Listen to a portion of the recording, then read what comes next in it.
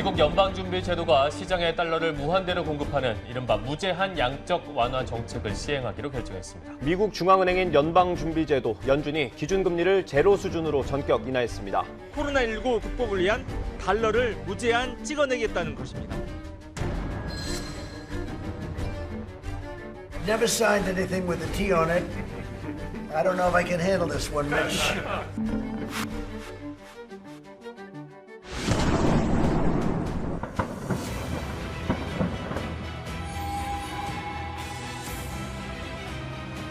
현재 미국에는 1970년대 이래로 40년 만에 최악의 물가 상승, 즉 인플레이션이 일어나고 있고요. 이것을 해결하기 위해서 Today, either a 50 basis point or a 75 basis point increase seems most likely at our next meeting. 미국의 중앙은행 연방준비제도가 기준금리를 인상하는 칼을 빼들고 있습니다.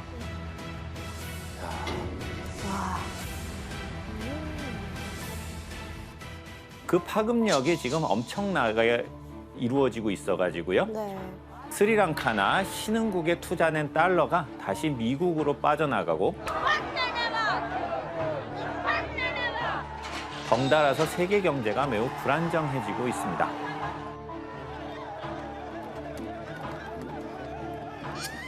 우리나라도 예외가 아닌데요. 한국은행이 미국에 발맞추어서 소비자 물가 상승률이 1998년 외환위기 이후 처음으로 6%대로 높아졌습니다.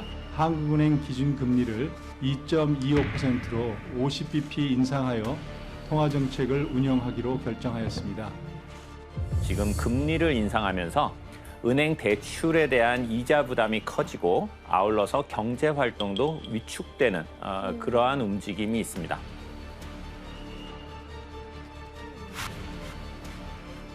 그런데 좀 이상하지 않나요? 미국이 금리를 올린 건데 네. 왜 많은 나라가 이렇게 큰 충격을 받고 있는 것일까요? 기준화폐라서 그런 거 아닐까요? 네, 미국 경제가 세계에서 가장 크기 때문입니다.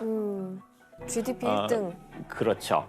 그와 아울러서 현재 달러는 전 세계 국가가 가지고 있는 외환 가운데 거의 59%를 차지할 만큼 국제 경제에서 아주 중요한 위치를 차지하고 있습니다. 그렇다면 미국의 화폐인 달러가 어떻게 해서 지금과 같은 강력한 지위를 갖게 됐을까 하는 것이 오늘 이야기해보자 하는 주제입니다. 달러의 역사를 저희가 파헤치는 거네요. 그렇습니다. 벌거벗게 보는 거네요. 재밌을 것 같아요. 미국이라는 나라가 세워지니까 미국인들은 그동안 영국이 허용하지 않아서 설립하지 못했던 이것을 세우게 되는데 그것이 바로 은행입니다. 이때 필라델피아와 보스턴, 뉴욕 세 곳에 최초로 민간 은행이 설립이 되죠. 건국 초기의 미국은 해결해야 될 일이 아주 산더미였습니다. 특히 식민지 정부가 발행했던 콘티넨탈 노트 문제를 우선 좀 정리를 했어야 됐던 것이죠. 그래서 초대 대통령인 조지 워싱턴은 여러 가지 고민 끝에 이 문제를 하기 위해서 한 사람을 지목을 합니다. 미국의 초대 재무장관이었던 알렉산더 해밀턴입니다.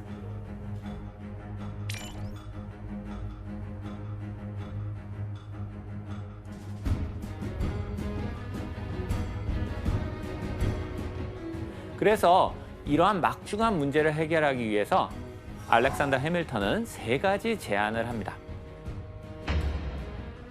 첫째, 중앙은행을 만들어야 된다. 둘째, 국채를 발행해서 연방정부의 수입을 일단 확보를 해야 된다. 세 번째는 통일된 미국의 화폐를 이제 발행해야 된다라고 하는 것이었습니다. 해밀턴이 이런 주장을 했을 때 이 주장이 받아들여졌을까요? 이런 분위기로 보면 안 받아들여졌겠죠. 항상 이런 분위기에서 안 받아들여졌어요. 안타깝게도 규현 씨 말씀이 맞았습니다. 여러 가지 반론이 많이 있었죠. 영국과의 전쟁을 통해서 이렇게 독립은 쟁취했는데 미국의 당시에 살던 많은 사람들은 이런 중앙은행이라든가 통일된 화폐를 연방정부가 만들게 되면 연방정부가 지나치게 강력한 권한을 갖게 됨으로써 개인의 자유와 권리가 침해될 수 있다라고 하는 걱정을 했었습니다. 하지만 알렉산더 해밀턴은 경제를 안정시키기 위해서는 연방정부가 어느 정도는 힘을 갖추는 것이 필요하다고 생각했고 절대 뜻을 굽히지 않고 자신의 의지를 관철하려고 했죠. 그리고 마침내 대통령인 조지 워싱턴을 설득하고 의회의 승인을 받아내게 됩니다. 그 결과로 1792년에 미국의 첫 번째로 돈을 만드는 기관이죠. 주조국을 설립하게 되는데요.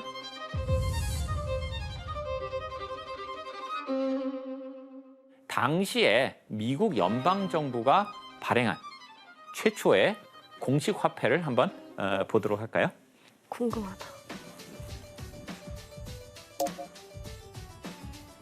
오. 네, 미국 정부가 처음 발행한 돈은 금화와 은화입니다.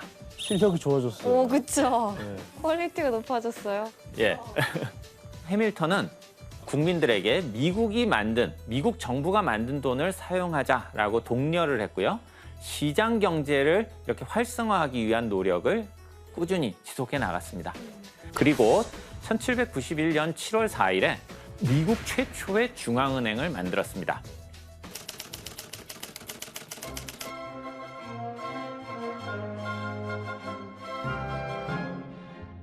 영어로는 이제 First Bank of the United States라고 부르는데 우리말로 제1미국은행이라고 할 수가 있고요. 중앙은행은 연방정부가 세금을 거두면 정부가 돈을 맡기는 은행의 역할을 하는 것이고요. 또 한편에서는 시장에 이렇게 유통되는 통화량을 조정하는 역할을 합니다. 여기에 더해서 민간에 있는 많은 은행들을 감독하는 역할, 이런 것들을 관리하는 역할도 중앙은행이 하는 중요한 역할인데요. 하지만 일단 설립을 승인을 받았는데 20년 시한부로 승인을 받습니다. 그런 다음에 20년이 다 됐을 때 다시 재승인을 해서 연장을 하는 것을 노력을 했지만 거기에 실패하게 되죠. 그래서 중앙은행이 20년 만에 문을 닫게 됩니다. 아유, 진짜. 아까 말씀드린 것처럼 미국인들 중에는 연방정부가 이렇게 중앙은행을 만들어서 관할을 하게 되면 그것이 중앙정부의 힘을 너무 강하게 만들므로써 개인의 자유와 권리를 침해할 수 있다고 생각한 사람들이 굉장히 많았습니다. 결국 중앙은행이 문을 닫으면은 미국에서 어떤 일이 발생을 했을까요? 통화량이 막 제멋대로 들쭉날쭉하지 않을까요? 당시에 중앙은행이 존재하던 시절에는 민간은행이 미국 전체에서 약 20개 정도가 있었는데 그 이후에 중앙은행이 폐지된 다음에는 거의 90개까지 늘어나게 되고요. 문제는 개별 은행들이 은행권이라는 것을 발행을 하게 되고 그것이 화폐처럼 사용이 되게 되는 것이죠.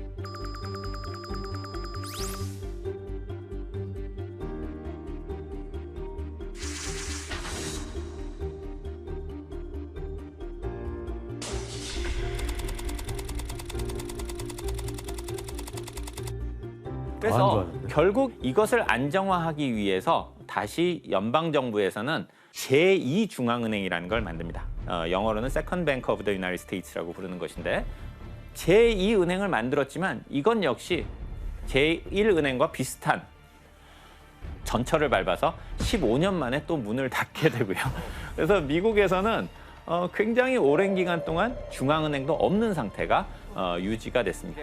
미국 경제는 굉장히 많은 우여곡절을 겪었는데 그 가운데서도 사람들을 매우 혼란에 빠뜨린 것 중에 하나가 바로 통화제도였고요.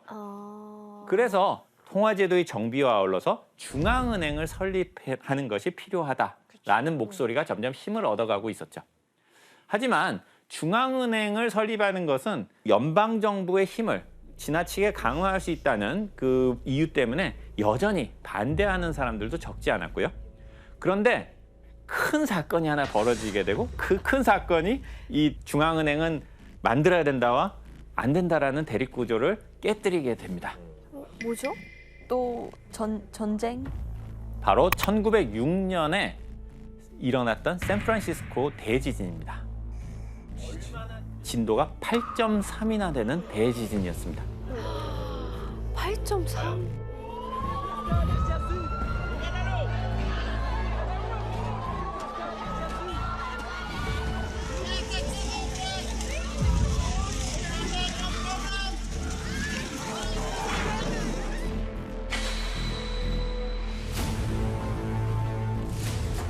조사에 따르면 당시 샌프란시스코 지진 때는 3,000명 이상이 사망을 했고 물적 피해도 엄청났습니다.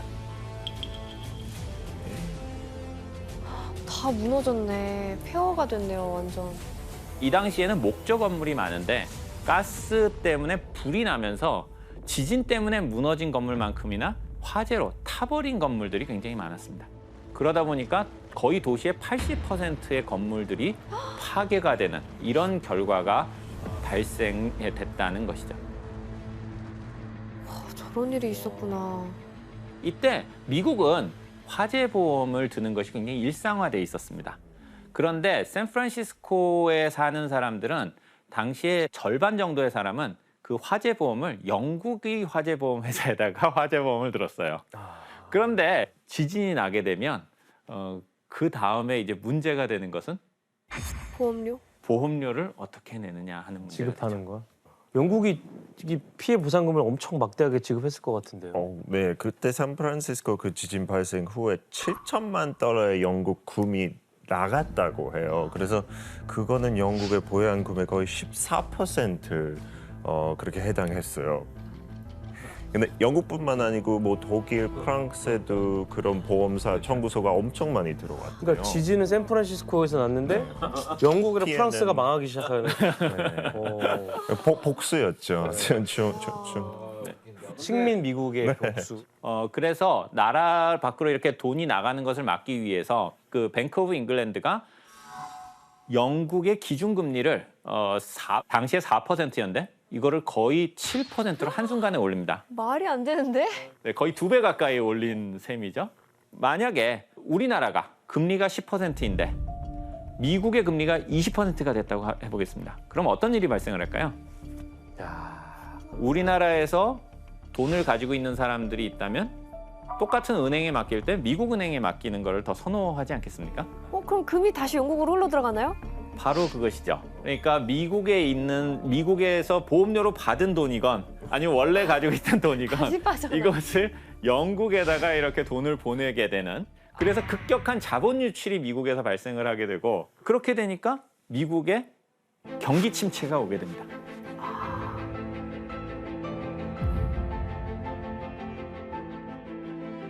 그렇게 경기 침체가 오니까 주식 시장도 폭락하고, 그 과정에서 은행이 문을 닫는 이런 일들이 마구 이제 발생을 하게 된 것이죠. 그럼 미국도 뭔가 경제를 안정화시키는 뭔가를 해야 되는데 미국에는 중앙은행이 없습니다. 없죠. 이 상황에서도 미국의 심각한 경기 침체와 금융위기를 해결하기 위해서 나섰던 사람이 있었어요. 그만한 돈을 가지고 있었던 사람이 있었는데 바로 그 사람이 누구냐면 바로 JP 모건이었습니다. JP 모건. 한 번쯤은 JP 모건이라는 이름을 들어보셨죠? JP 모건 알죠. 그러니까 저 한 인물이 미국 경제를 막 좌지우지할 수 있잖아요. 그렇죠. 예. 머건은 이제 은행을 가지고 있는 엄청난 부자예요. 머건이 이제 설립한 JP 모건 체이스 은행은 미국에서 돈이 제일 많은 은행. 규모가 어마어마해요.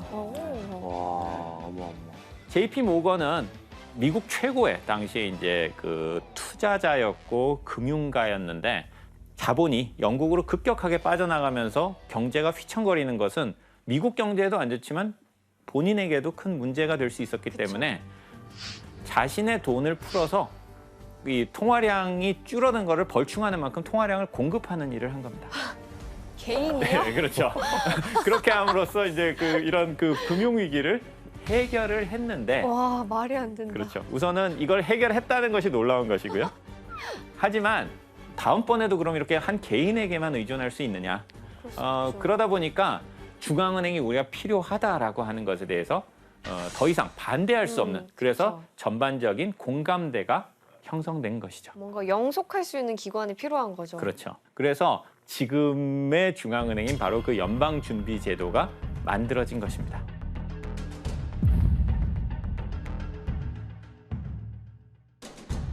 요즘 TV에서 바로 페드라고 들리는 나오는. 페드라고 불리는 바로 그 조직이죠. Small business owners, residents of low and moderate income. 그런데 왜 미국은 은행이라는 이름 말고 연방준비제도라고 부를까요?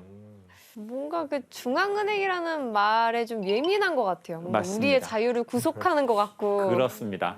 중앙은행이 필요하다는 여론은 이제 강해져서 이걸 만들 만큼은 됐지만 그래도 싫어하는 사람들이 굉장히 많이 있다 보니까 최대한 이렇게 좀 다독인달까요? 좀 설득을 하기 위해서 지금 우리가 만드는 거는 중앙은행이 사실은 아니다. 그런 이제 느낌을 주기 위해서 이 표현을 만들어낸 겁니다. 근데 뭐 이름을 바꿨을 뿐이지만 우리나라 한국은행, 중앙은행이랑 똑같은 거잖아요. 맞습니다. 네. 그 마찬가지 역할을 이제 연방준비제도가 했는데 드디어 달러가 등장하나요? 그렇습니다. 네. 연방준비제도가 드디어 돈을 찍어내기 시작을 했다는 것입니다. 맞구나.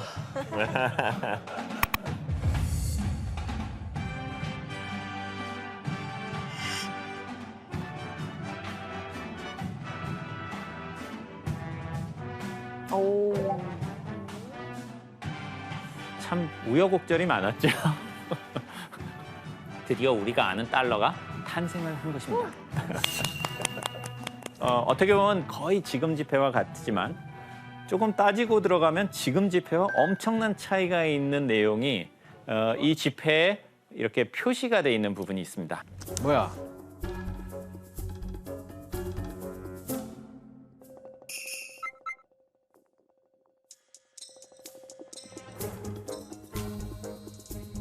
한번 칼슨 씨께서 한번 읽어봐 주실까요? 똑같은데?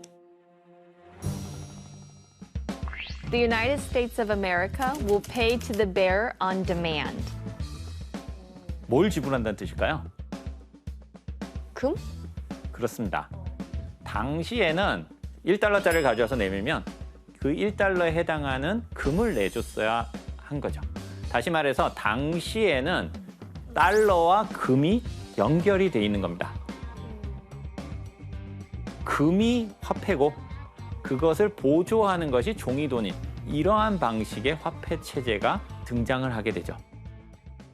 그런데 달러는 처음부터 오늘날처럼 이렇게 세계 경제를 좌지우지하는 힘센 돈이었을까요?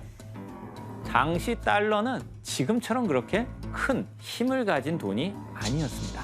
와, 이거 지금까지 살펴본 것처럼 수백 년간 국제 결제 수단으로 왕좌를 차지하고 있었던 건 사실은 금이었는데요. 이때 전 세계가 완벽한 통화 체제라고 믿었던 이런 금본위 제도가 붕괴하는 사건이 일어납니다. 그게 바로 제1차 세계대전이었죠.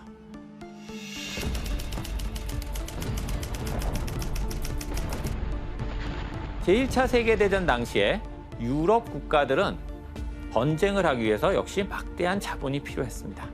그런데 금본위제 아래에서는 금을 보유한 만큼만 돈을 발행할 수 있었기 때문에 전쟁이 필요한 만큼 돈을 발행할 수가 없었습니다. 유럽 국가들은 이 난관을 어떻게 해결했을까요? 그냥 그거 무시하고 돈 그냥 만들지 않을까요? 그렇습니다. 금태환을 중지하고 종이돈을 이렇게 발행을 했던 것입니다. 야, 근데 미국 사건만 봐도 전쟁 때 이렇게 무분별하게 돈을 찍어내다 보면 결국엔 문제가 있었거든요. 유럽도 그러면은 뭐 다른 게 아니잖아요. 맞습니다. 과도하게 돈을 풀었기 때문에 각국의 통화량은 전쟁 전에 비해서 크게 늘어났습니다. 그렇게 돈이 늘어난 결과로 전쟁 전에 유지되던 금과 화폐 간의 비율이 이제 깨져 있었던 것이죠.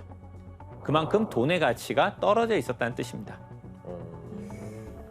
또한 유럽 국가들은 전쟁 중에 미국으로부터 많은 물자를 수입을 했는데 그 결제 대금을 유럽 국가들이 미국에 금으로 지불을 했었던 것입니다. 이 일을 계기로 해서 막대한 양의 금이 유럽에서 미국으로 흘러 들어간 겁니다. 그 덕에 미국은 제1차 세계대전이 끝나는 시점에서 세계 최대의 금 보유국으로 올라서게 됩니다.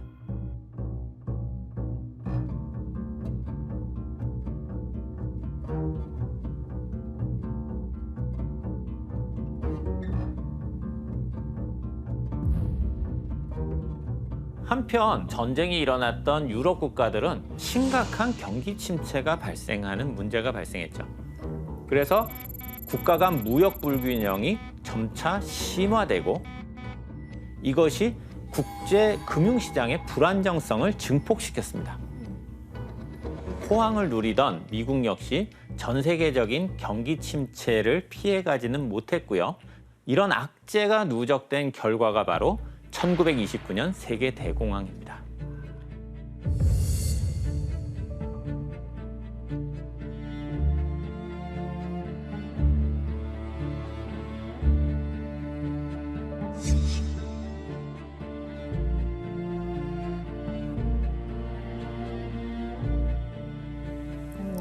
저게 급식줄인가요? 배급줄? 급식줄 맞아. 네, 급식소 앞에서 무료 배식을 기다리는 사람들의 모습입니다. 1930년대에는 미국 전역에 있는 수만 개의 회사가 파산하고 9천 개 이상의 미국 은행들이 문을 닫으면서 약 1,500만 명의 미국인이 일자리를 잃었다고 합니다. 다음 사진을 볼까요? 저를 사세요, 이러면서. I am for sale. I must have work or starve.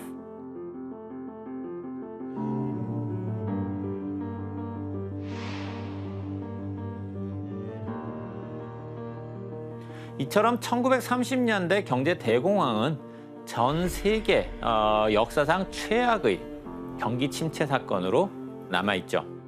세계 경제는 그러면 이후에 어떻게 된 거예요? 세계 경제는 1930년대 내내 극심한 경기 침체를 겪다가 제2차 세계대전이 일어나면서 새로운 국면으로 접어들게 됩니다.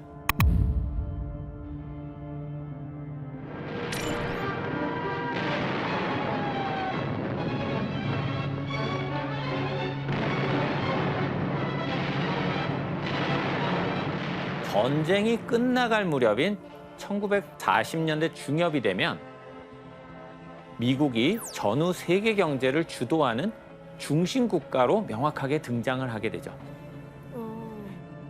19세기 말이 되면 미국의 GDP가 당시 세계 최강대국이었던 영국을 따라잡기 시작하죠. 이로 인해서 철강, 자동차, 전기 등의 공업의 비중이 크게 늘어나게 되고요.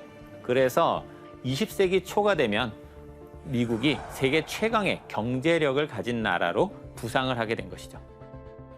당시에 영국이 전쟁으로 미국에게 진 빚이 약 43억 달러, 프랑스는 40억 달러 정도 되었다고 합니다. 다른 나라들까지 합치면 100억 달러에 육박하는 것이었죠.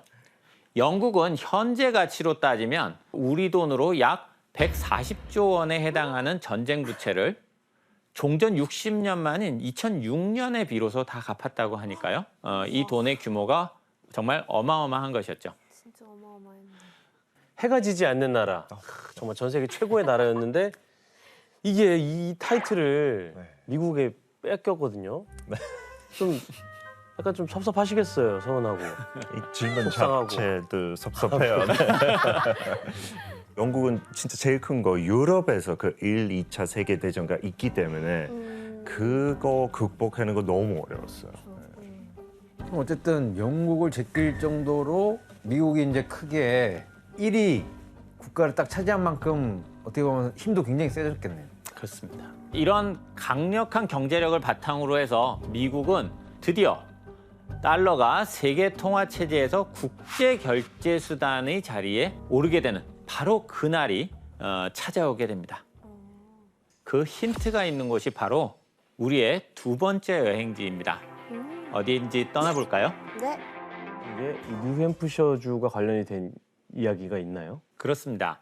2차 세계대전 종전을 10개월여 앞두고 있었던 1944년 7월 1일에 미국 주도하에 44개국의 대표 730명이 한자리에 모였습니다. 그곳이 바로 미국 뉴햄프셔에 있는 브레튼 우즈라고 하는 곳입니다. 이 당시 대공황을 불러일으켰던 여러 가지 문제를 막을 수 있는 국제 체제를 만들고자 했고, 붕괴한 근본위제를 대신할 새로운 통화 체제가 마련되었습니다. 그게 바로 브레튼 우드 체제라고 하는 것이죠.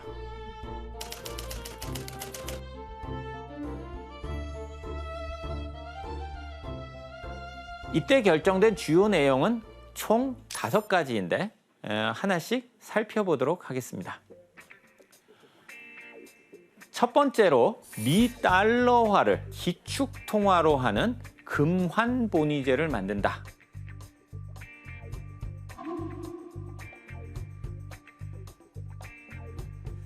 말이 좀 어렵죠? 달러는 금본위제처럼 금과 일정한 비율로 교환을 하도록 정해뒀습니다. 그런데 세계 각국의 결제는 금이 아니라 달러를 가지고 하도록 했다는 뜻입니다. 다른 나라 화폐들은 금이 아니라 달러를 기준으로 해서 각국의 화폐 가치를 정하자, 즉 환율을 정하도록 한 것이죠. 단, 환율은 각국의 경제 상황에 따라서 어느 정도 조정하는 것을 허용했습니다. 이렇게 브레튼 우드 체제 하에서는 달러가 국제 결제의 기준이 되는 화폐가 됐는데, 기준이 되는 화폐를 기축 통화라고 불렀습니다. 왜 미국 달러만 금으로 교환을 할 수 있다는 거죠? 이 당시에 금태환, 다시 말해서 화폐를 금으로 바꾸는 것이 가능한 나라는 사실상 미국뿐이었습니다. 1947년 미국은 전 세계 금의 70%를 보유하고 있었습니다. 전 세계 금의 70%를 보유하고 있었습니다.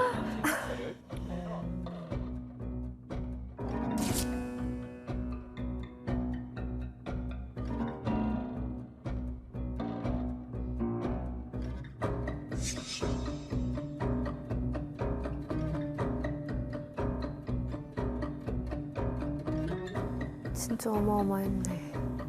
그래서 이 표를 보면 금 1온스가 35달러라고 되어 있는데, 이게 어느 정도 되는지 한번 이렇게 좀 감이 오시나요? 온스가... 예, 그래서 제가 준비를 했습니다.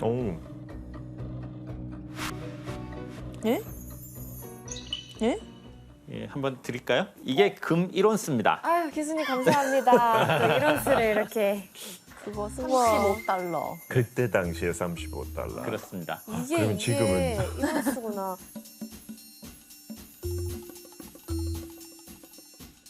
이 정도 되는 금을 이 1944년에는 당시에는 35달러로 교환을 할 수가 있었습니다.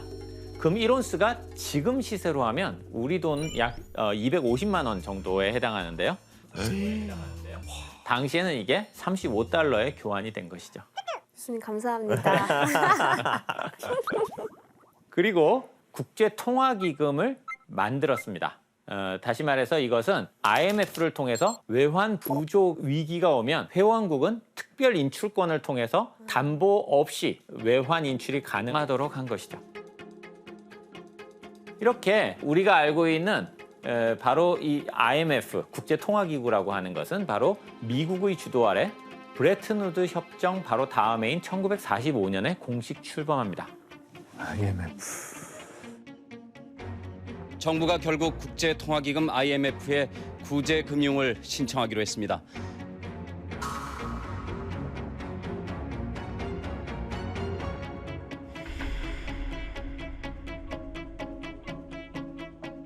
그러면 이 브레튼 우즈 체제를 통해서 경제를 재건하는 데 도움이 많이 됐나요?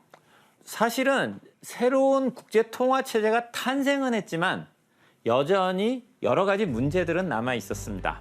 예? 제2차 세계대전 이후에 유럽은 이런 달러를 보유하는 것이 쉽지 않았습니다.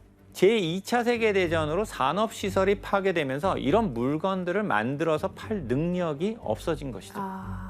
이런 문제를 해결하기 위해서 만들어낸 것이 마셜 플랜이라고 하는 것입니다. 아, 마셜 플랜 저희 배웠었어요.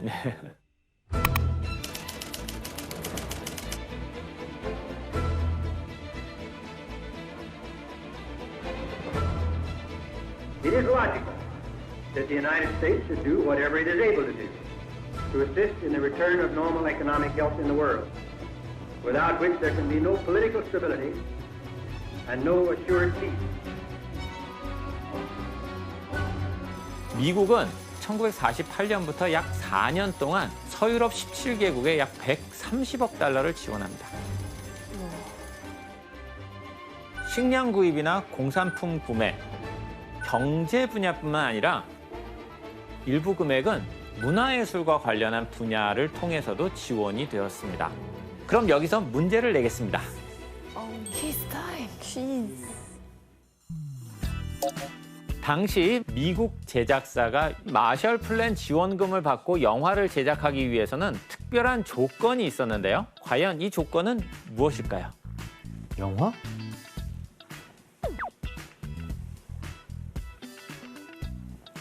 정답. 네.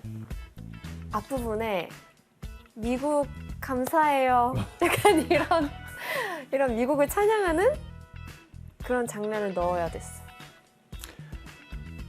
혜성 오답입니다. 근데 이거 모든 영화죠. 이거 지원금 그렇습니다. 받으려면. 네. 그 영국에서 영화를 만들 때, 뭐 프랑스에서 만들 때 그런 거죠. 지금 답에 굉장히 가까워진 말씀을 하셨습니다. 정답. 소품은 다 유럽 거 사야 되는 거예요. 옷 같은 거부터 해서 그런 거. 피터 90% 가깝지만 오답입니다. 소품 말고 더 중요한 게 뭐가? 정답. 네, 혜성. 유럽에 가서 촬영하면 야, 잘 그 받아먹어. 나라와 정말? 도시 경제가 살아나잖아요. 뭐 사람들 고용도 하고 소품도 사고. 네, 그래서 거기 유럽 가서 촬영을 한다. 혜성 정답입니다. 네, 사진을 한번 보도록 할까요? 이건 1953년 제작된 로마의 휴일 첫 부분에 적혀 있는 자막입니다. 오드리 헵번이 출연한 로마의 휴일이란 영화 잘 아시죠? 네. 한번 읽어봐 주시겠어요? This film was photographed and recorded in its entirety in Rome, Italy. 이 영화의 촬영과 녹음 모두 이탈리아 로마에서 이루어졌다라는 얘기죠. 네. 이 영화는 마셜 플랜의 지원을 받아 제작됐는데요. 이런 자막을 넣은 건 제작비를 정해진 정도로 모두 유럽에서 지출했다는 뜻을 담고 있는 겁니다. 너무 신기하다. 이 때문에 1950년대에는 쿼바디스, 벤허 같은 할리우드 영화들이 유럽을 배경으로 해서 많이 제작이 됐습니다. 아, 그래서 그런 거구나. 아 근데 피터 씨 그 로마 휴일에서 스쿠터를 타고 막 거리 달리는 장면에서 뭔가 비밀이 숨겨져 있다면서요? 그 장면이 거의 제일 유명해요. 막 오마주가 많이 됐는데 여기서 헵번이 타고 있는 그 이탈리아 그 베스파 스쿠터 있잖아요. 그 브랜드. 그거 PPL이었다고 해요. 그때 당시에 PPL 있었다는 것도 신기한데 그 로마 휴일이 개봉한 해에만 10만 대가 팔렸다고 해요. 그래서 효과는 진짜 그만큼 받았죠. 나도 갖고 있는데. 네. 이렇게 대규모 원조 계획인 마셜 플랜으로 달러가 이렇게 전 세계적으로 통용되는 일들이 이루어져 갔고요. 그러면서 유럽의 전후 복구가 이루어지고 브레튼 우드 체제라고 하는 새로운 질서가 점점 안정돼 가면서 전 세계 경제도 호황의 길로 들어갔습니다. 그러면 전 세계로 퍼져나간 달러의 힘은 갈수록 더 강해졌을까요? 아이러니하게도 미국은 이런 호황 속에서 무역 적자를 겪기 시작을 합니다. 달러의 확산은 미국의 적자를 통해서 얻어졌기 때문이죠.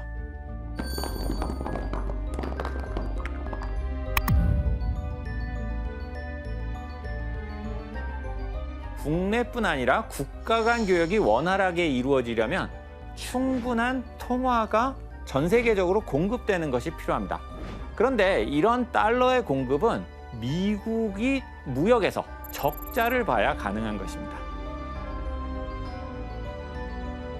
그래서 1960년대에 미국은 자기 금고에 가지고 있는 금보다 훨씬 많은 양의 그 달러를 찍어냈고요.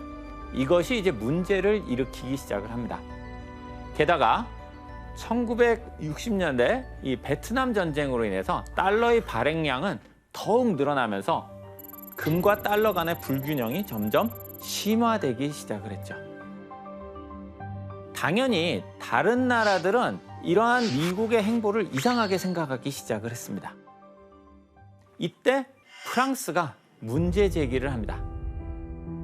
Le fait que beaucoup d'États acceptent par principe des dollars au même titre que de l'or entraîne les Américains à s'endetter et à s'endetter gratuitement vis-à-vis de l'étranger, car ce qu'ils lui doivent, ils le lui payent avec des dollars qu'il ne tient qu'à eux d'émettre.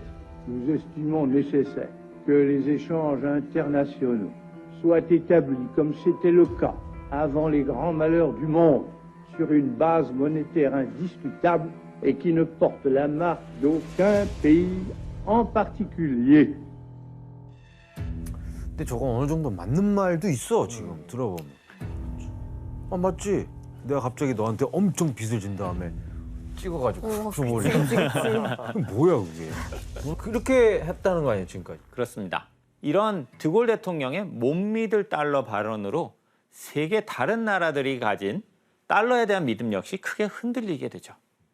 이런 딜레마 혹은 진퇴양난의 상황을 경제 용어로서는 트리피니 딜레마라고 합니다.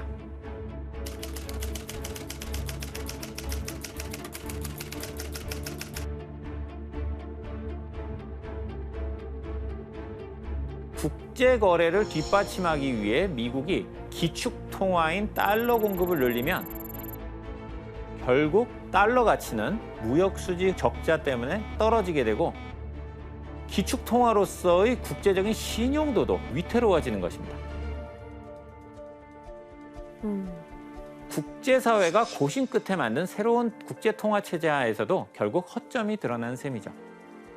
프랑스의 드골 대통령이 쏘아 올린 공의 파장은 이런 엄청난 결과를 가져오게 되는데요. 달러에 대한 불안이 커지면서 사람들은 달러보다 안전하다고 생각하는 금을 사들이기 시작을 합니다. 그 결과로 미국으로부터 막대한 금이 유출되면서 미국이 위기에 봉착하게 되는 것이죠. 그럼 여기서 문제를 내겠습니다.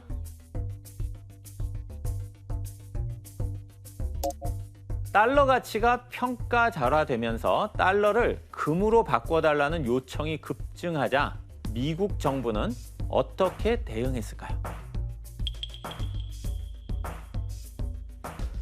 정답. 규현. 미국 서부에는 이렇게 금광이 있다는 얘기가 있었죠. 그래서 서부에 금광을 그냥 캐고 다니는 거죠. 규현. 오답입니다. 야, 다 왔는데. 미국 정부. 금이 아니라 하나 딱 너무 간단하고 약간 강압적으로. 정답. 지원. 앞으로 이제 교환 안 됩니다. 지원. 정답입니다. 정답입니다. 오.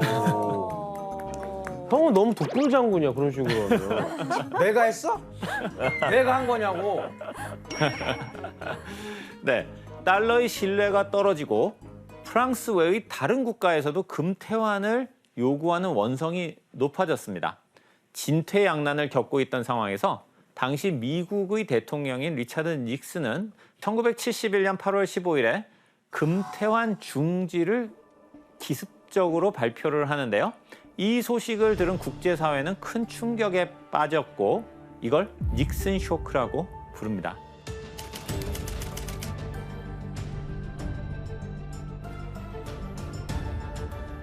He is by far the strongest in the world to defend the dollar against the speculators.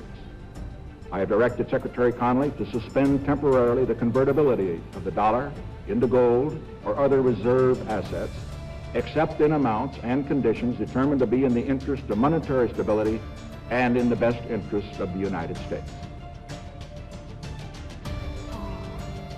근데 금이랑 달러를 교환해주기 때문에 달러가 기축통화가 된 거였잖아요. 네. 근데 이제 금이랑 안 바꿔주면 달러는 어떻게 되는 그러니까 건가요? 뿌리를 없애버리는 거 아니에요? 이렇게 되면? 그렇습니다. 닉슨 대통령의 발표 이후 여러 나라들은 혼란에 빠졌습니다. 달러에 대한 국제사회의 신용도가 떨어지면서 사람들이 달러 대신에 믿을 수 있는 것은 실물 자산이다. 그래서 실물 자산인 금과 은을 사기 시작을 합니다. 그러면 이제 금값이 은값이 올라가겠네. 네, 상황이 이렇게 되니까 자연스럽게 달러가 더 이상 기축통화로서의 기능을 못하게 될 것이다라는 위기론이 이제 떠오르기 시작을 합니다.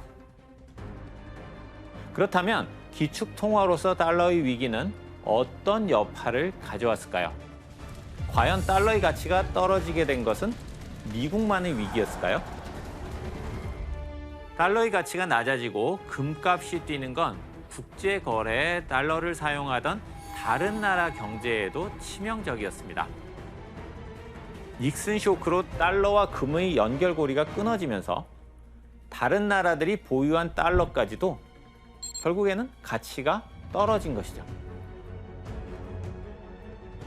또 하나 문제가 됐던 건 바로 브레튼 우드 체제에 명시된 고정환율 제도입니다. 예를 들어 1달러와 같은 가치는 우리나라 원화 1,000원이라고 이렇게 정해놨던 것입니다.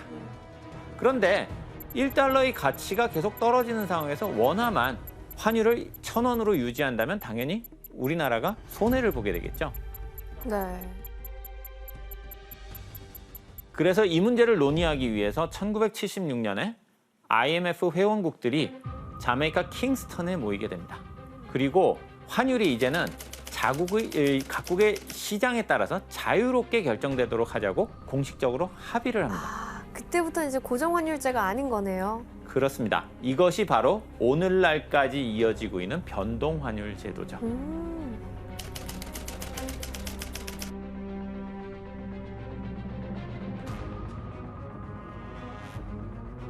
변동환율제가 결정되자 IMF 회원국들은 각 나라의 화폐 가치를 보이지 않는 손 혹은 자유시장에 맡기고 금은 국제 통화 시스템에서 더 이상 역할을 하지 못하게 된다라고 이렇게 생각을 했습니다.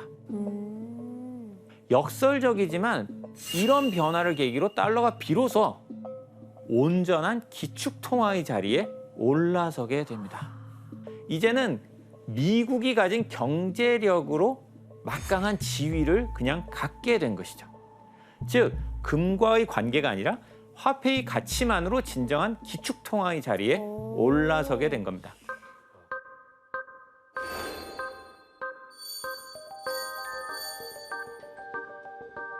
그런 과정에서 2008년 발생한 엄청난 사건은 또다시 달러와 국제통화체제에 큰 충격을 가져다 주었죠.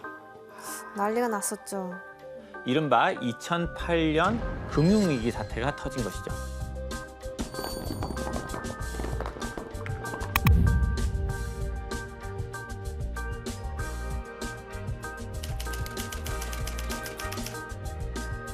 미국의 4대 투자은행인 리먼 브러더스가 결국 파산 신청을 하기로 했습니다. 월가 대형 투자은행들의 파산 위기가 잇따라 현실화되면서 미 금융시장이 또다시 크게 흔들릴 것으로 보입니다. 서프라임 모기지 사태로 인해서 은행 자산이 증발하고 미국의 증시가 급격하게 하락합니다.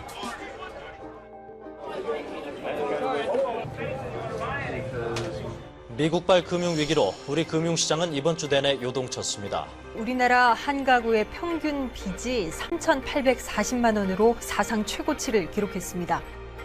1929년 대공황과 같은 속도로 경기 침체가 진행이 되었는데요.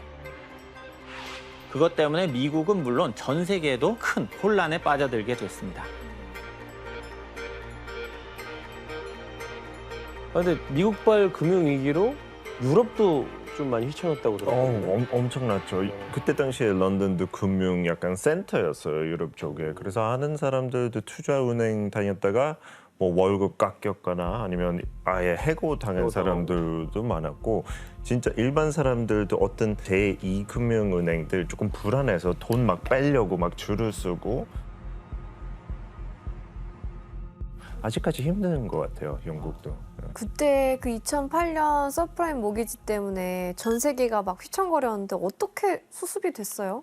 미국에서는 그 경제 대공황 연구자였던 벤 버냉키 의장이 대공황의 비극을 되풀이하지 않기 위해서 아무도 예상하지 못한 극약 처방을 내놓습니다. 대공황 당시에는 통화 정책을 적절하게 사용하지 않아서 위기를 막지 못했다고 생각을 했고, 그래서 시장 금리를 낮추어서 통화량을 늘리는 통상적인 정책뿐만 아니라 나아가서 연방준비제도의 자금으로 기업의 주식을 직접 사들이는 전례 없는 정책을 취했습니다. 이것을 양적 완화, 영어로는 이제 quantitative ease라고 그러죠. 은행에만 돈을 빌려줘야 되는 제도인데 그 규칙을 깨고 기업을 살리기 위해서 일반 기업에다가 직접 자금을 공급하는 방식으로 시장에다가 통화량을 공급을 했던 것이죠. The FOMC believes that a highly accommodative stance to monetary policy will be appropriate for an extended period. 이후에 벤 버냉키 의장은 경제가 어려울 땐 헬리콥터로 공중에서 돈을 뿌려서라도 경기를 부양해야 된다라고 말을 했습니다. 당시와 같은 급격한 경기 침체를 막으려면 미국 내에 달러가 많이 돌도록 통화를 증대시켜야 한다는 것을 그 헬리콥터 머니라는 표현에 빗대어서 설명을 한 것이죠. 이후로도 미국 정부와 연방준비이사회는 2010년, 2012년에 1차, 2차, 3차의 양적 완화를 진행하면서 천문학적인 돈을 시장에 푸는데 이때 푼 돈의 규모가 무려 4조 5천억 달러 정도가 됩니다. 4천조, 거의 5천조. 이렇게 적극적으로 시장에 달러를 공급하니까 변화가 일어났습니다. 2008년 10%까지 치솟던 미국의 실업률은 2014년에는 5.9%까지 떨어졌고요. 2015년이 되면 경기 회복이 이루어진 것입니다. 그런데 경기 회복으로 모든 문제가 끝난 것이 아닙니다. 그동안 회복을 위해서 엄청나게 뿌려놓은 돈을 어떻게 수습할 것이냐, 이 미국 정부의 큰 숙제로 남게 된 것이죠. 그럼 걷어들여야 되나? 그동안 회복을 위해서 엄청나게 뿌려놓은 돈을 어떻게 수습할 것이냐, 이 미국 정부의 큰 숙제로 남게 된 것이죠. 그럼 걷어들여야 되나? 그렇습니다. 문제는 미국이 달러를 줄이면 세계 각국이 보유한 달러가 연쇄적으로 줄어들게 되면서 경기 침체를 가져오고 심하게 되면 그 나라들의 경제 위기가 일어날 수가 있습니다. 그래서 미국은 지나치게 많이 공급된 달러로 인한 인플레이션과 자산 가격 상승의 부작용에도 불구하고 달러를 마음대로 줄이지를 못했던 것이죠. 이런 미국의 경제 상황 속에서 2020년 전 세계에 덮친 코로나 팬데믹이 또 발생을 합니다. 맞아.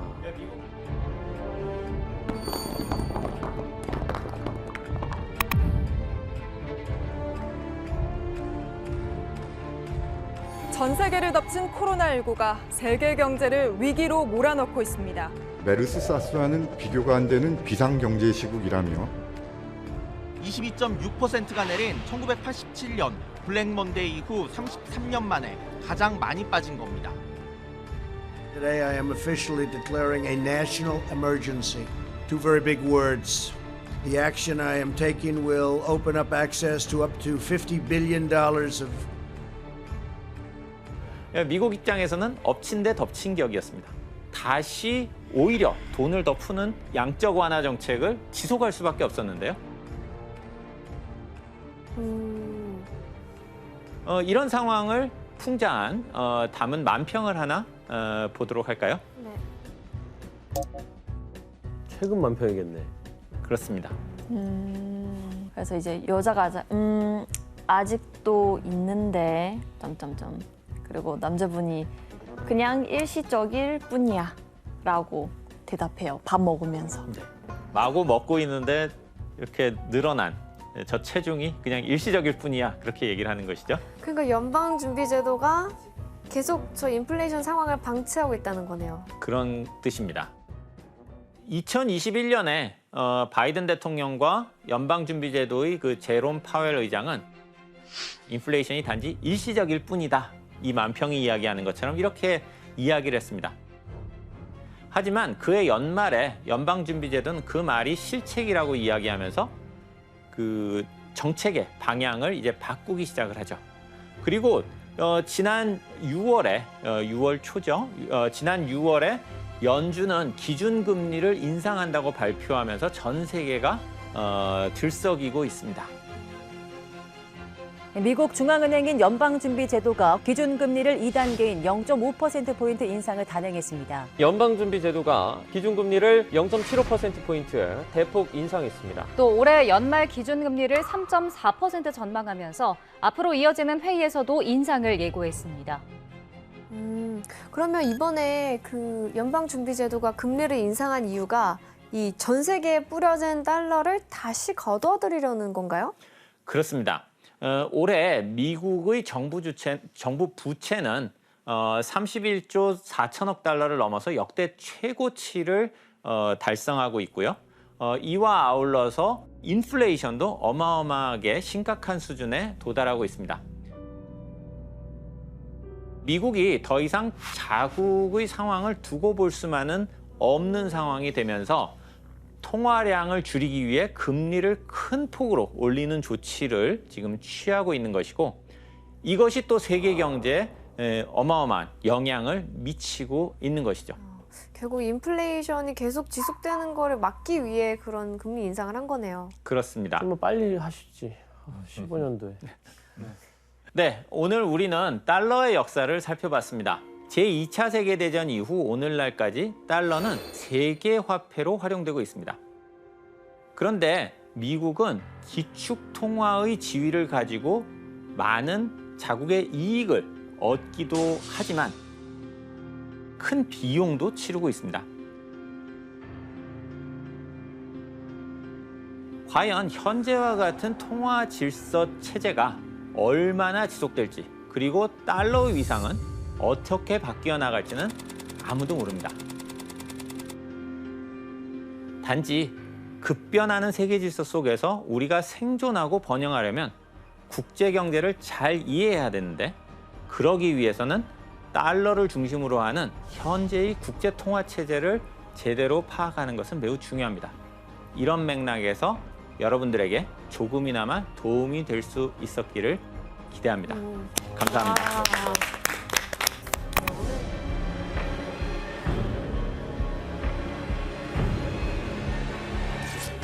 1920년대 미국의 본격적인 호황기가 옵니다. 그 시대를 광란의 시대라고 불렀습니다. 천하무적 주식 사야 돼. 자동차를 사는 가장 쉬운 방법. 빚을 내서 사면 되잖아. 와우. 근데 돌연 1929년 어둠 속에 빠지게 돼. 이 시가총액의 90%가 증발해 버립니다. 우와. 10%만 남았어? 전 맨정신이 아닐 것 같아요. 투신 자살했다는 소문이 파다하게 됩니다. 집단 발포가 됩니다. 여기에 기관총까지 사용됩니다. 불까지 질러버립니다. 미국은 왜 갑자기 경제 대공황을 겪을 수밖에 없었을까? 미국 자본주의의 빛과 어두움을 제대로 한번 벗겨보도록 하겠습니다. 대통령이 취임 연설에서 이렇게 말을 했습니다. 나는 우리나라의 미래에 대해 두려움이 전혀 없습니다. 오직 희망에 찬 밝은 미래만 있을 뿐입니다. 당시 미국 경제는 GDP 기준으로 42%나 성장했어요. 평균 소득은 1,500달러에 오르게 됩니다. 실업률은 4% 이하예요. 말이 안 돼요. 진짜. 후보 입장에서는 충분히 이런 얘기를 할 수 있겠죠. 그리고 이런 경제 호황을 뒷받침했던 것이 월스트리트의 뭐예요? 주식시장이었습니다. 그 당시에는 주식 열풍이 어마어마했습니다. 내가 돈이 100만 원이 있어요. 주식에 투자하겠다면은 10배인 1,000만 원을 은행에 대출해 줍니다. 그래서 주식 시장이 어떻게 되겠어요? 투기장이 될 거 아니에요. 완전 투기장이네. 완전 거품 생기겠네요. 그렇습니다. 돈을 있는 데를 끌어모아서 주식에 투자했던 거죠. 거기다 미국에서 가장 유명했던 경제학자 어빙 피셔라는 경제학자가 이런 얘기를 합니다. Stock prices have reached what looks like a permanently high plateau. 주가가 이제 영원히 떨어지지 않는 고점에 도달했다는 것이에요. 주식이 떨어질 일이 없다고 얘기를 했던 거예요. 그의 말처럼 1929년 9월에 미국 주식시장을 대표하는 다우존스 주가 지수가 최고점을 기록합니다. 자, 이 당시에 주식 그래프를 한번 볼까요? 주가 지수 그래프입니다. 급격히 오르더니 29년 9월에 381을 찍은 거예요. 미국 역사상 최고의 고점을 찍는. 자, 이 당시에 주식 거품을 한마디로 표현한 당시 신문 이 헤드라인이 있는데 한번 보겠습니다. 1928년 7월 15일자 뉴욕타임입니다. Stock Speculation, 전국적인 주식 투기 헤드라인으로 얘기하고 있습니다. 그렇지만 이러한 세태를 불안하게 보는 비판적으로 보는 시선은 분명히 있었습니다. 자, 한번 만평을 한번 볼까요? 배가 뿡 나온 사람 누구예요? 주식 투기에 미친 대중이란 얘기예요. 터지기 일보 직전. 터지기 일보 직전입니다. 이게 계속 주식을 주문하니까 이 서빙한 사람은 뭐예요? 야, 그만해도 되지 않느냐. 그렇게 얘기하고 있는 거예요. 뺏었네. 터지기 일보 직전에 이 주식 열풍을 간접적으로 시사하고 있습니다. 다른 그림 한번 볼까요? 앞에 북치고 나가는 사람이 누구예요?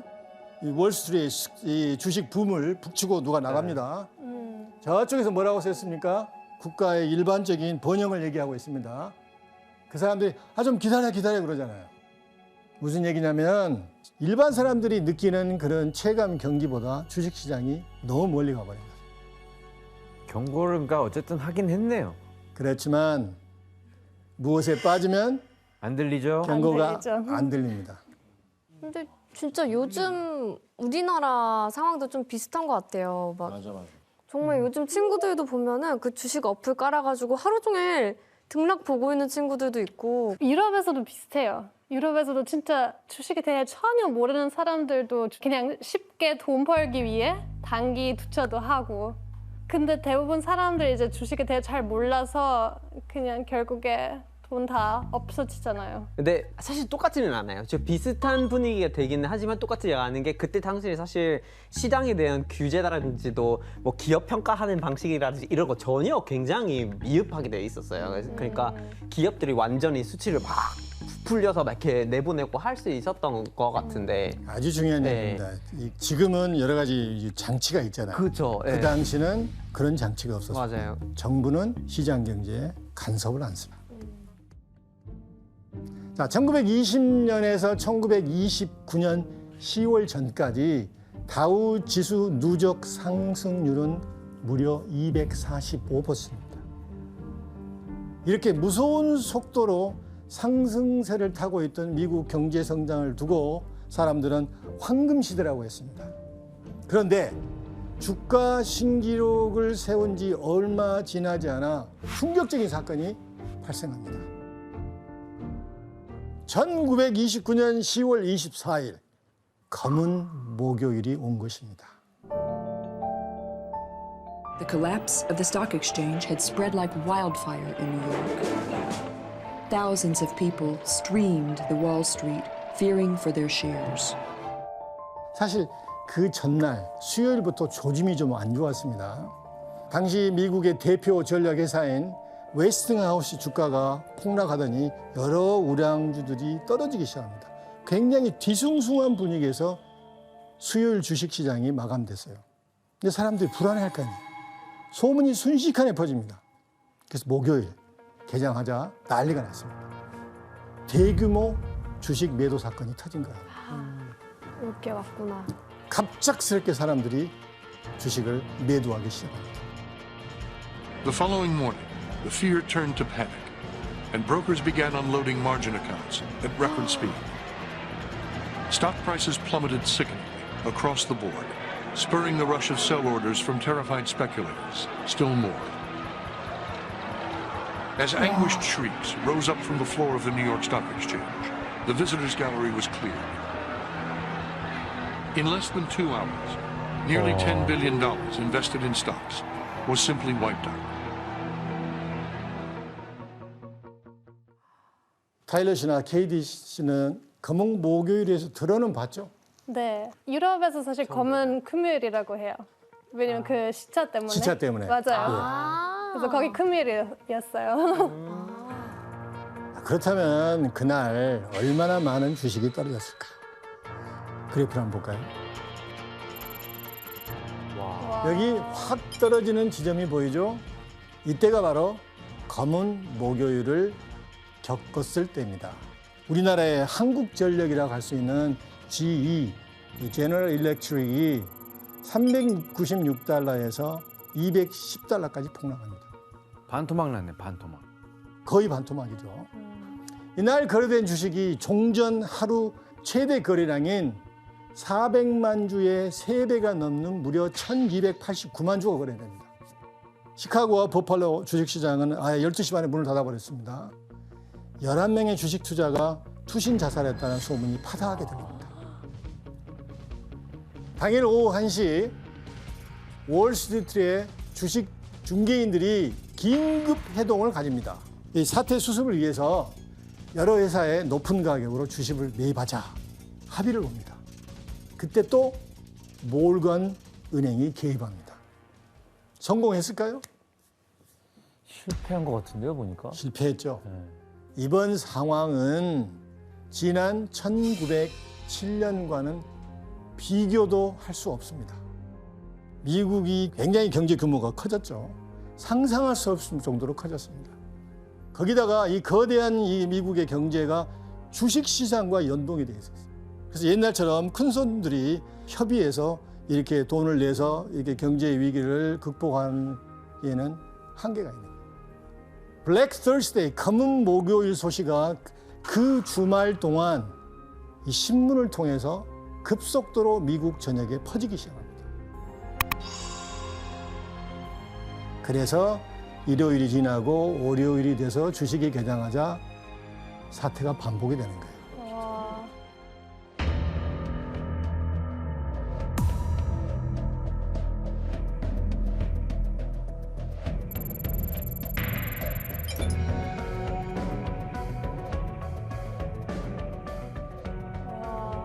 그래서 이 증권거래소의 기계조차도 어떻게 가동을 못할 정도로 엄청난 주식이 매매됩니다.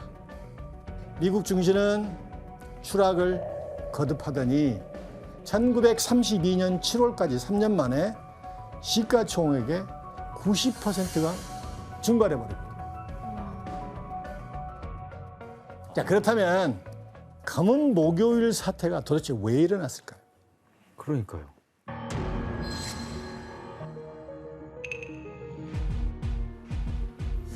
거품이었나? 그렇게 붐이 일어났는데, 주식 붐이 일어났는데 떨어질 기미가 안 보이는데 왜 떨어진 거지? 근데 일단 주식 샀을 때 사실 나한테 없는 돈으로 샀잖아요. 그래서 이거 한번 무너지기 시작하면 대출도 못 갚고 뭔가 다 무너지 버리는 거 아니에요? 그러다 보면 또 은행도 무너지고. 맞아요. 사실 굉장히 어려운 질문입니다. 그래서 이 왜 검은 목요일이 발생했는가는 경제 대공황이 왜 발생했는 것과 연결되잖아요. 역사가들이 보는 시각이 다르죠. 경제학자가 보는 시각이 다릅니다. 그러나 공통적으로 언급되는 그런 부분이 있습니다. 과잉 설비, 과잉 생산. 사는 사람은 안정적인데 수요와 공급을 고려하지 않고 설비 시설을 늘려서 무작정 제품을 쏟아내는 거예요. 그러다 사는 사람이 줄어들면 어떻게 해요? 물건이 재고 창고에 쌓일 거 아니에요. 재고가 쌓이게 되자 기업들이 어디에 투자했을까요? 주식에 투자합니다. 또 하나 우리가 얘기했던 주식의 열풍입니다. 거품이 너무 많이 끼어 있어서 세상에 아무런 이익을 내지 못하는 기업도 그 당시에는 주식에 상장할 수 있었어요. 수익을 남긴다는 데이터도 없는데 주가가 2배, 3배로 튀어오릅니다. 왜 튀는 거예요? 소문으로. 뭔가에 투자하면은 이 주식이 뛸 거라고 생각을 했던 거예요. 또 하나도 우리가 무시할 수 없는데 고속 성장에 따른 소득 재분배 문제도 컸습니다. 20년대 경제 호황으로 그동안 미국의 고질적인 문제였던 부익부 빈익빈 현상이 나아졌을까요? 아니요. 오히려 더 심해졌습니다.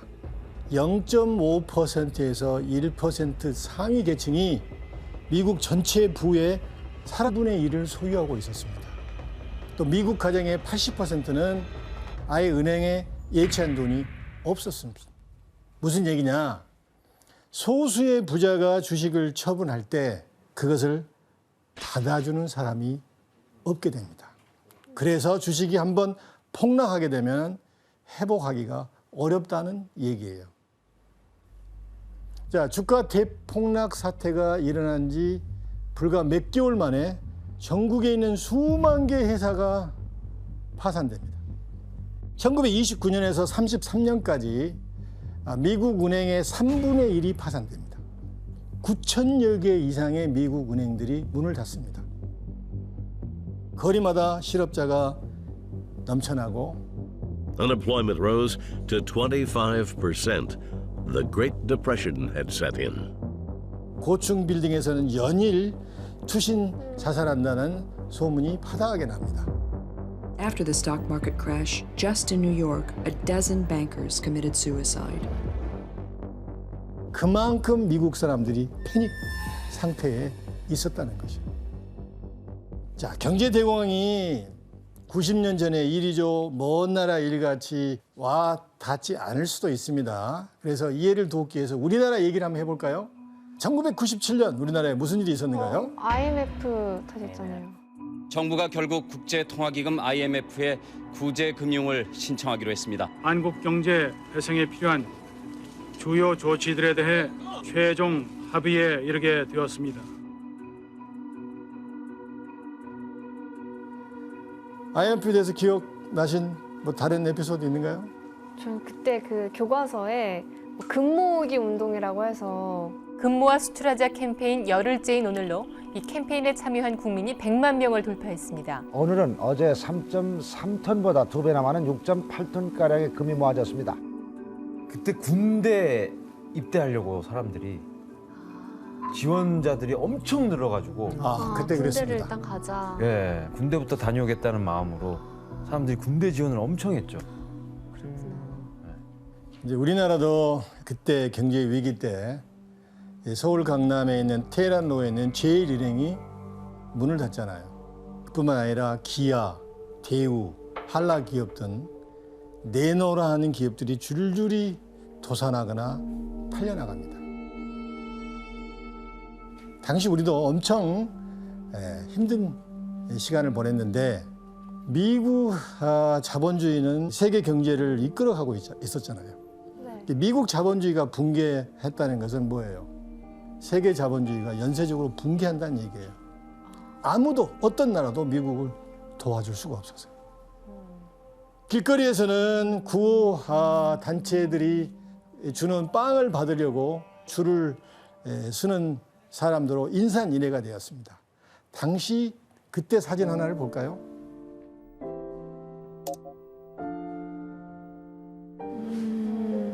커피랑 도넛 받으려고 온 거구나. 저 실업자가 저렇게 많았다는 거잖아요. 실업자가 근데 그 아까 그 시카고 갱처럼 다 입고 있네요. 오, 시카고의 한 장면입니다. 그래요? 다 갱 아니에요?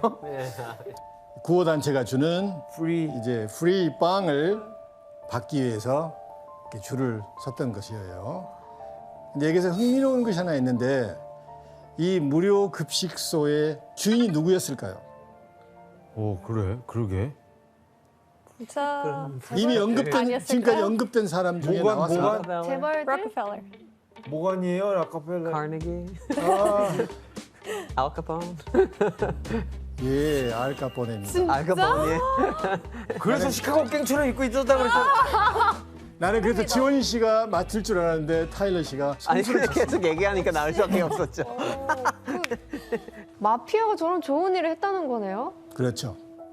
1931년 땡스기빙 추수감사절 때 무려 5천 명이 끼니를 여기서 해결했습니다. 어떤 사람들은 알카포네를 대공황의 로빈 후드라고 불렀습니다. 와.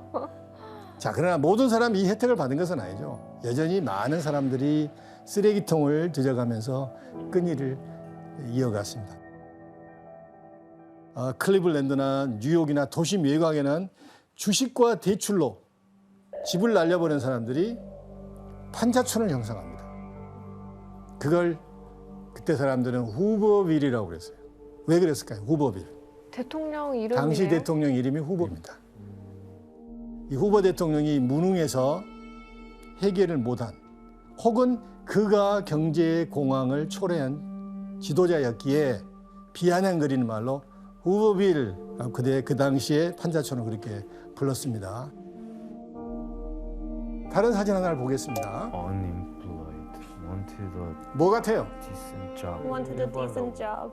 예, 일을 구하는 사람. 구하는 구직자들이 자기 이력서를 내걸고 양복을 입고 본인을 광고 예, 자기 홍보. 예, 몸에 이력서를 메고 근데 이렇게 했다는 건 뭐예요? 잡을 구하기가 어렵다는 얘기죠. 그래서 들이대고 그냥 걸린 데 있으면은 직장을 얻기 위해서 이렇게 돌아다녔던 것이에요. 1933년에 미국 실업률이 얼마까지 간 줄 아세요? 50%? 50%면 다 망하죠. 완전 이건 뭐 30%. 25%까지 갑니다. IMF 때 우리나라 실업률 최고치가 혹시 얼마인 줄 아세요? 7%. 25%의 실업률이라는 것은 일을 할 수 있는 사람들 중에 4명 중에 1명은 잡이 없었다는 거예요. 일이 없었다는 거예요. 그 당시 실업자들의 상황이 잘 나타나 있는 영화 한 편이 있습니다. 먼저 그걸 볼까요? 뭐지? 찰리 채플린. 찰리 채플린. 팩토리 리오픈. 공장이 다시 열었어요. 그래서 직장을 구하게 되는 거예요. 공장에 가야 되나? Work at last. 드디어 일감이 생겼다.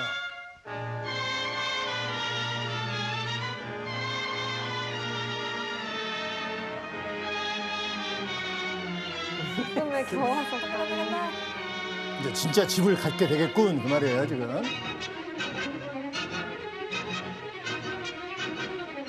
후보빌, 판자촌.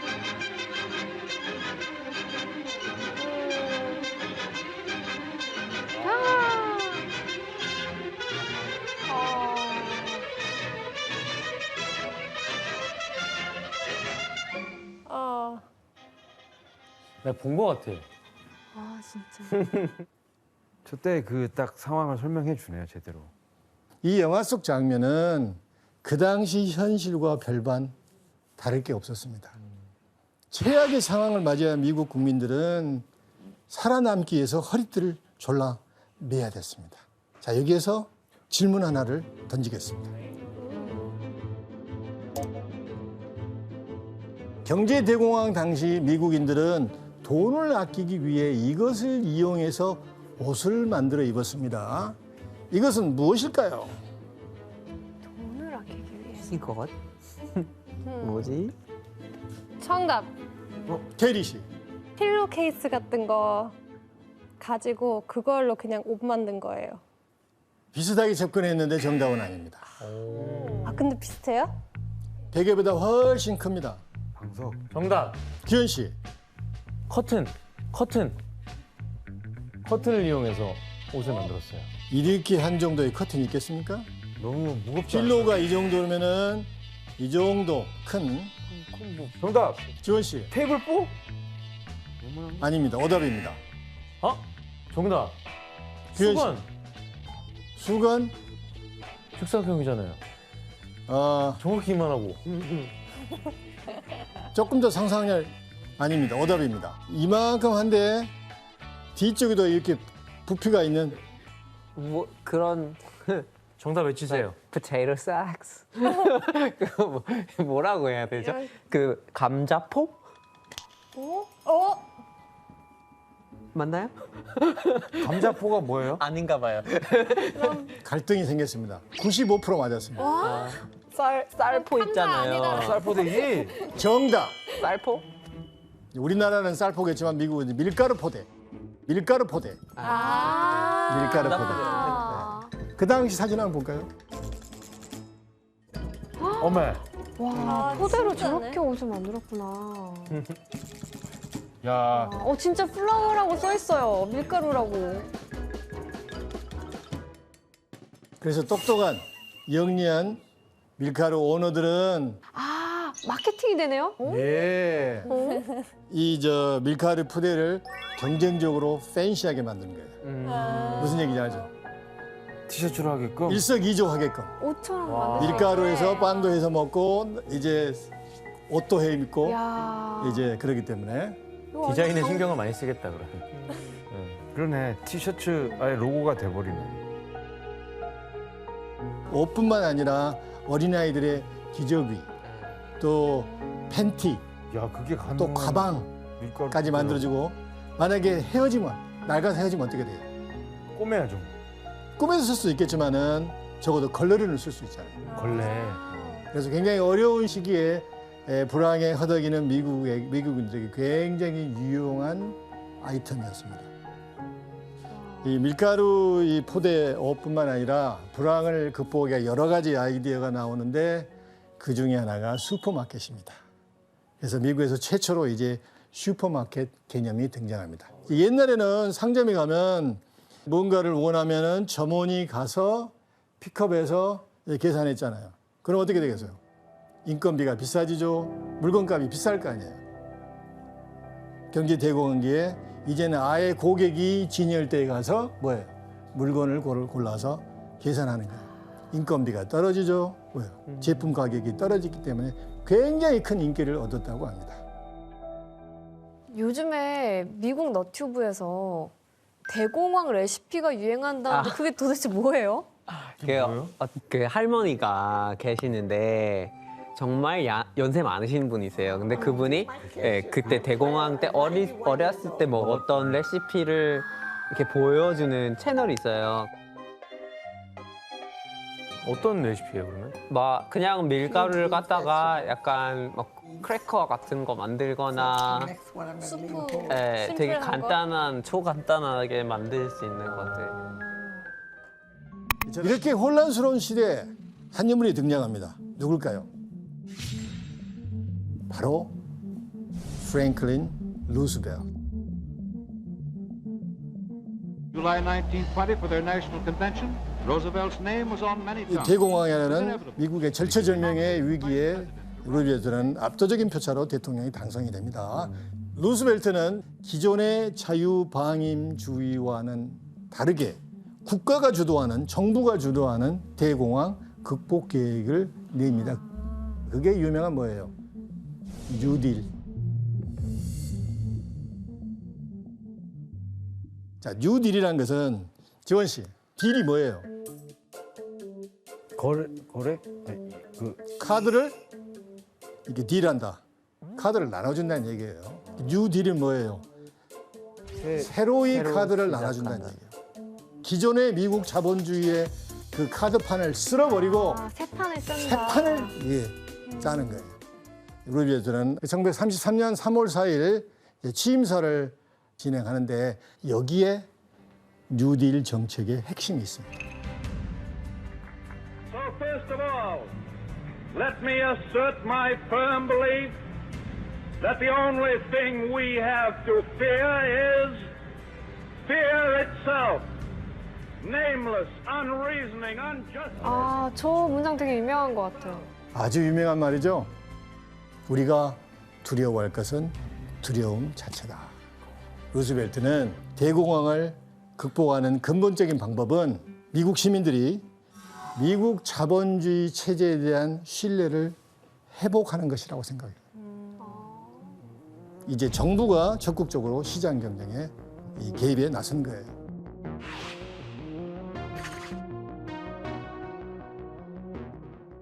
1차 누딜이 시작됩니다. 루즈벨트가 취임하면서 가장 먼저 행한 게 뭔 줄 아십니까? 은행개혁법이요. 말이 많고 탈이 많던 은행개혁법. 자, 여기서 문제 나갑니다. 루스벨트 대통령은 취임 후 미국 전 지역 은행에 이것을 선포하며 은행 개혁을 시작했다. 이것은 무엇일까요? 은행 개혁? 뭐 바뀌는 건가? 싹 다? 정답. 규현 씨. 그러니까 무분별하게 이렇게 대출을 해주는 게 아니라 은행마다 항상 신용이 아니죠? 한번 해보세요. 지금 가고 있습니다. 접근하고 있습니다. 신용이 확실한 그런 신용 등급을 만들어서 대출을 해준다. 그 다음 단계를 얘기하시고 계십니다. 은행이 예금자에게 하는 게 아니고 정부가 주도하는 은행 개혁입니다. 전 지역 은행에게 이것을 선포해. 정답. 예, 지원 씨. 그냥 단순하게. 예. 루즈 은행을 국가에서 관리하는 거죠. 관리하는 것은 계획이 아니죠. 하지만 아주 근접했습니다. 뱅크런과 연계되는데 뱅크런이 뭐죠? 은행에 가서 돈 빼는 거. 예. 이게 주가가 폭락하니까 불안해진 국민들이 너도 나도 예금을 인출한다. 예금을 은행에 맡긴 사람들의 심리적인 불안감. 정답. 케이리 씨. 정부가 은행한테 일단 한동안 사람들이 뱅크런 할 수 없게 은행 다 닫아버렸어요. 정답! 정답. 은행을 닫아버린다고 해? 문을 닫아버려. 강제로 문을 닫게. 이용 못해요? 그걸 은행 뭐예요? 휴일. 할리데이. 그래서 일정 기간 은행을 문을 닫게 하고 그 사이에 정부가 조치를 취하는 거예요. 은행이 예금자들에게 신뢰를 얻을 때까지. 근데 폐쇄 그러면 좀 기분이 나쁘잖아요. 쉬어라 할리데이. 얼마나 좋아요, 할리데이. 포장을 잘해야 되네요. 그렇습니다. 루즈벨트는 이후 수많은 뉴딜 정책을 실행합니다. 주로 실업률을 낮추기 위한 공공 사업을 진행하는데 그중에 가장 대표적인 것 첫째가 TVA, 테네시강 유역개발공사.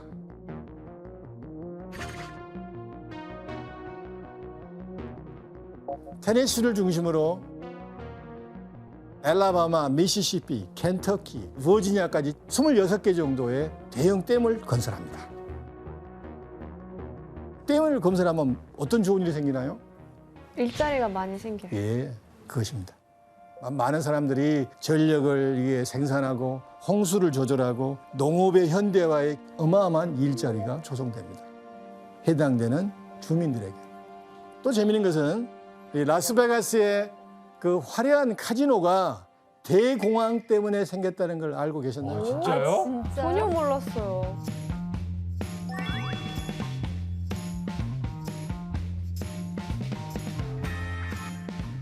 (1931년) 그 당시 부거 대통령이 라스베가스가 포함된 네바다주의 카지노를 합법화시킵니다. 사람들이 카지노에서 도박을 하게 되면 세원이 늘어갈까 봐 합법화시킨 거예요. 근데 라스베가스 밑에 있는 네바다와 아리조나의 경계선에 어마어마한 댐이 건설되어 있습니다. 그게 나중에 명명하기를 후버댐이라고 합니다. 그 댐 노동자들이 일과가 끝나면 어디 가겠어요? 인근 라스베가스 가서 카지노를 한 거예요. 그래서 라스베가스가 지금의 라스베가스가 된 것입니다. 그때 생긴 거구나. 또 하나, 댐뿐만 아니라 나무도 미국의 많은 실업자를 구제합니다. 루스벨트가 역점을 뒀던 이게 공공사업 중에 하나가 CCC, 민간 자원 보존. 약 200만 명 이상의 젊은이들이 여기에 고용이 되어서 국토 개발하는 일에 투여됩니다. 9년 동안에 무려 30억 그루 이상의 나무가 심어집니다. 특히 미국의 국립공원에 토대를 쌓게 돼요. 그럼 지금의 국립공원도 그때 많이 만들어졌겠네요. 예, 맞습니다. 그런데 당시 대공황 당시에 소외되었고 사람들의 관심을 받지 않았지만 굉장히 큰 타격을 입은 계층이 어떤 계층이었을까요? 청년층, 청년 계층입니다. 대공황식에 직장을 얻기는 하늘의 별 따기였어요. 집에 있기도 그러고. 이들이 CCC에 고용이 된 거예요. 한 달에 30불 줬다고 그래요. 상당히 그 당시는 큰 돈입니다. 근데 기록을 보니까 놀라운 게 30불을 받았는데 25불 정도를 고향에 보냅니다. 부모님께 보냅니다. 나는 여기에 루즈벨트의 노림수가 있는 것 같아요. 이 청년들이 드디어 직장을 잡았고 부모님께 보내드렸으면 어떻겠어요? 얼마나 가슴 뿌듯하겠어요. 또한 국토 개발에 고용되잖아요. 내가 국가를 위해서 내가 뭔가를 했다. 소외된 우리 청년 계층들이 자부심을 끌어올리기 위해서 CCC 사업을 했던 거예요. 그래서 흥미로운 것은 이 공공사업 중에 문화예술 쪽에도 배려를 합니다. 음악인, 연극인, 미술인, 문화예술인들이 정부 지원금을 받고 문화활동을 하는 거예요. 이 그림을 그린 사람들이 동네 벽화를 그리게 되고 음악인들이 동네 한 어귀에서 오늘같이 이렇게 더운 날 공연을 합니다. 잡이 없었던, 일감이 없었던 예술인들이 자기들의 예술혼을 발휘하게 됩니다. 또 재밌는 게 뭔지 아세요?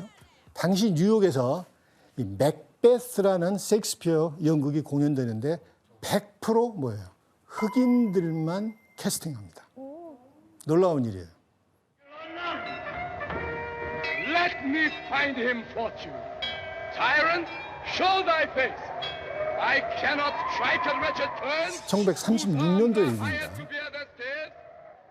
즉 루스벨트가 지향하고자 하는 것은 그동안 소외된 국민들까지 포함해서 나라의 자부심과 긍지를 가지기를 원했던 거예요.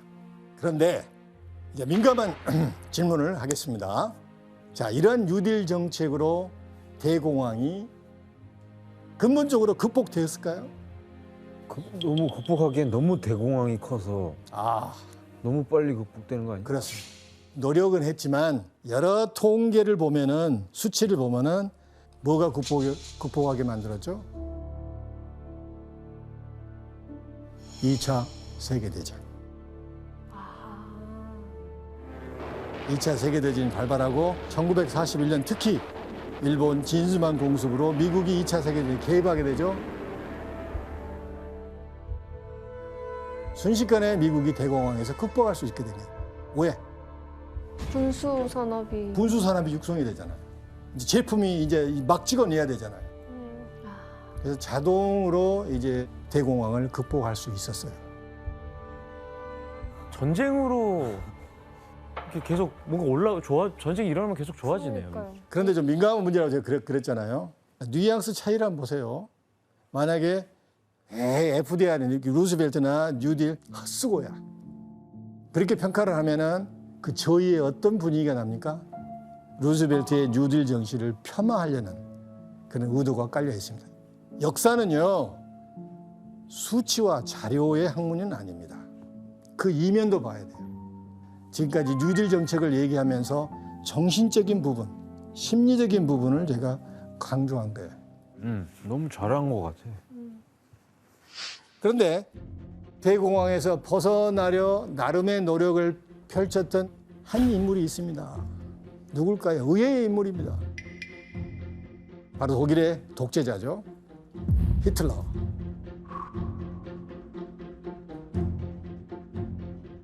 루스벨트와 공통점을 가진 히틀러. 그렇다면 어떤 이유에서 루스벨트와 히틀러는 닮은 꼴이었을까요? 루스벨트와 공통점을 가진 히틀러.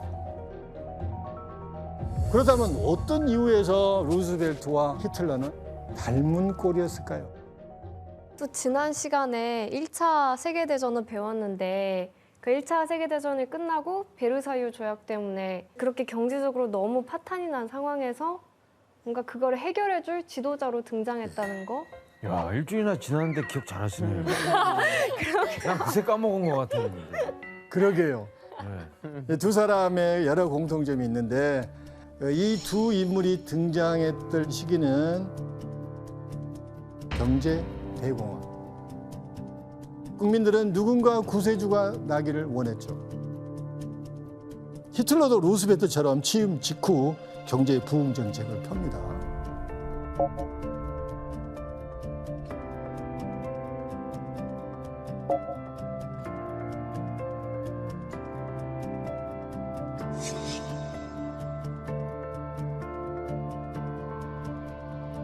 그렇다면 차이가 뭘까요? 루즈벨트는 아까 교수님이 말씀하신 대로 소외된 계층까지 포용하고 공존하려고 했다면 히틀러는 약간 혐오 쪽으로 갔다는 게 큰 차이점일 것 같아요. 제 생각과 아주 비슷합니다. 정리를 하자면은 두 사람이 과거를 어떻게 보느냐에 결정적인 차이가 있습니다. 히틀러는요, 이전 정권, 바이마르 정권이 1차 세계대전 패전에 책임을 져야 된다. 원색적으로 비난합니다. 그리고 모든 독일의 문제의 저변에는 누가 있다고? 유대인이 있다고. Ergebnis nicht die Bolschewisierung der Erde und damit der Sieg des Judentums sein, sondern die Vernichtung der jüdischen Rasse in Europa. 당시 독일뿐만 아니라 전 유럽에 팽배했던 반유대주의 정서를 자극합니다. 그래서 국민들이 환호한 거예요. 반면에 루스벨트는 미국 자본주의나 민주주의의 그 전통에 대해서 혹은 이전 정부에 대해서 불만을 토로하는 것이 아니고 무한한 신뢰를 보냅니다. 이 취임사의 초반부에 나오는 것 중에 이런 얘기를 해요. 루스벨트가 미국은 아직도 감사할 것이 많은 나라입니다. 과거를 어떤 시선으로 보느냐에 따라서 한 사람은 구세주로 남게 되고 다른 한 사람은 희대의 악마로서 비극을 맞게 됩니다. 자, 우리가 이 90년 전에 미국의 대공황을 보면서 어떤 교훈이 있다면 어떤 거겠어요? 제가 미국에서 강의할 때 한 30년, 벌써 30년 전이네요. 기말 리포트에 대공황을 예외 없이 내줍니다. 대공황을 겪었던 할아버지 할머니가 살아계시면 그분을 통해서 녹취를 하는 거예요. 어떻게 사셨어요? 어땠어요? 그 리포트를 보고 깜짝 놀랐어요. 상당수의 미국인들이, 그 시대를 겪었던 미국인들이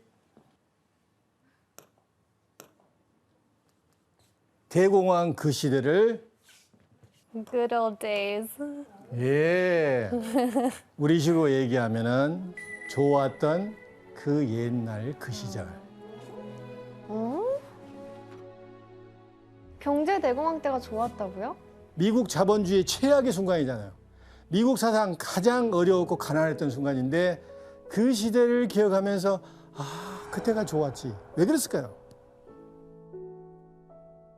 그렇게 어려웠지만은 가족이 하나 되고 이웃이 하나 되고 어려웠지만 함께 나누고 서로 의지하면서 그걸 극복했기 때문에 그랬던 것 같아요. 단단해지네요, 뭔가. 우리가 지금 네. 코로나19로 굉장히 어려운 시절을 지금 겪고 있잖아요. 맞습니다. 그래서 우리 타일러 씨가 알죠? 영어 stick together. Stick together. 함께 이 시기를 극복했으면 좋겠어요. 이상으로 제 강의를 마치겠습니다. 정말 오늘도 새로운 거 엄청 많이 알아가는. 너무 많이 알았어요. 느낌이에요. 오늘은 좀 많이 알게 됐네요. 여러 가지를. 마지막 투게더 마무리 너무 좋았던 것 같아요. 또 오랜만에 나오셨잖아요. 네, 맞아요. 또 재밌게 즐기셨나요? 또 되게 재밌었어요. 사실 이 공제 대공황 누구나 들어본 건데 대부분 사람들 잘 모르는 것 같아요. 너무 복잡해서. 그냥 주식 폭락 이것만 맞아요. 알지. 그거만. 근데 오늘 너무 재밌게 배웠고 이번에 처음으로 이거 진짜 이해한 것 같아요. 그 요즘에 또 막 그 주식 거래가 되게 잘 되어 가는데 이게 다 실타래를 뽑듯이 이렇게 싹 이렇게 없어질 수는 있는 거잖아요. 헛된 데 자신감을 가질 게 아니고 타당한 데 자신감을 많이 가져도 좋으니 긍정적으로 생각할 필요가 있는 것 같아요. 선생님 너무 감사합니다. 자, 저희 다음 주에 더 재밌고 알찬 내용으로 찾아뵙겠습니다. 감사합니다. 다음 주에 만나요. 안녕.